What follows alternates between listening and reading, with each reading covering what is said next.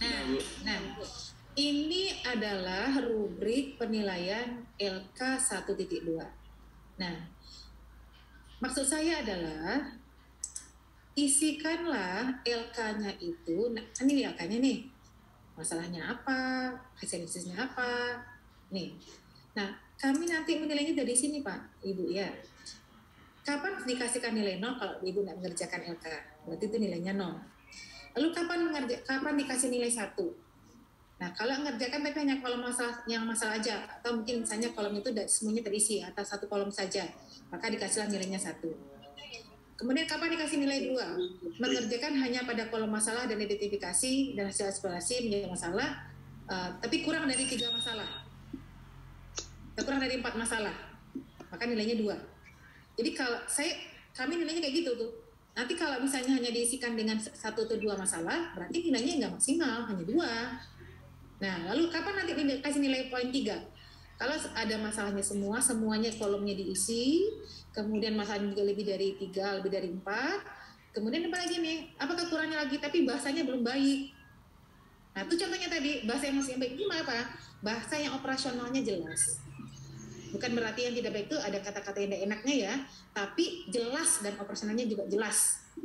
Nah, kalau bahasa kita tidak jelas dan tidak operasional dalam hal penggunaannya, tentu poinnya akan 3. Nah, makanya usahakanlah bisa mendapatkan poin 4. Kapan? Nah, ini dia kapan keempatnya. Semua kolom terisi, lalu masalahnya juga lebih dari 4 atau 4, kemudian bahasanya itu bahasa yang baik, bahasa yang konkret, yang bahasa yang langsung ketahuan, mungkin solusinya begini.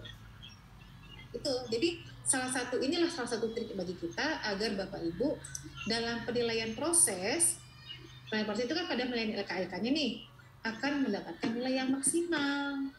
Jadi jangan hanya berpatokan, jangan sampai nanti dapatnya hanya dapat skor 3 gitu misalnya ya, tapi juga dapat skor 4, apalagi dapat skor 2. Nah, itu satu caranya. Nah, kita mengisi LK itu, rujuklah rubriknya ini, kemudian usahakan mendapatkan nilai yang tinggi.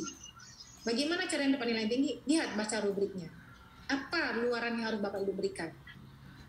Nah, jadi kita artinya kita tidak akan sembarangan atau tidak akan lengah dalam menyusun kata-kata dan statement kalimatnya, karena kalimat itu juga termasuk dalam hal penilaian. Tapi kalau merasa cukup dengan skornya 3 atau dengan kalimatnya gini, bagaimana kita bisa memastikan kalimat itu kita baik atau tidak baiknya? Nah, rasakan sendiri. Kalau kita paham dan jelas konkret masalahnya, berarti itu baik. Lalu nanti kira-kira ada nanti alternatif solusinya, karena ini adalah masalah. Tapi kalau kalimat kita masih mengandung kalimat yang rancu untuk rencana solusinya, itu berarti dia belum baik. Bisa dipahami ya? Nah, itu kata kuncinya.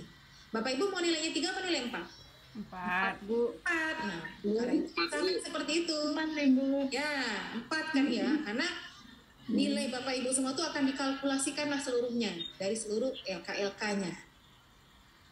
Ya, nah, jadi gunakanlah, tuntunlah kalimat-kalimat itu memang dengan menggunakan bahasa yang konkret, kemudian bahasanya itu jelas alternatifnya kira-kira akan kemana, kemudian jelas sasarannya apa. Itu ya Pak Andrik ya. Jadi masih ada revisinya, masih ada waktu untuk memperbaiki. Jadi mana rasa-rasanya kalimat kita yang belum? Kita udah ngisi semua tuh, udah 4, udah semua kolom terisi, lalu juga udah dapat masalah, tapi lihat kalimatnya. Gitu. Gitu ya? Ya, Bu. Oke, baik.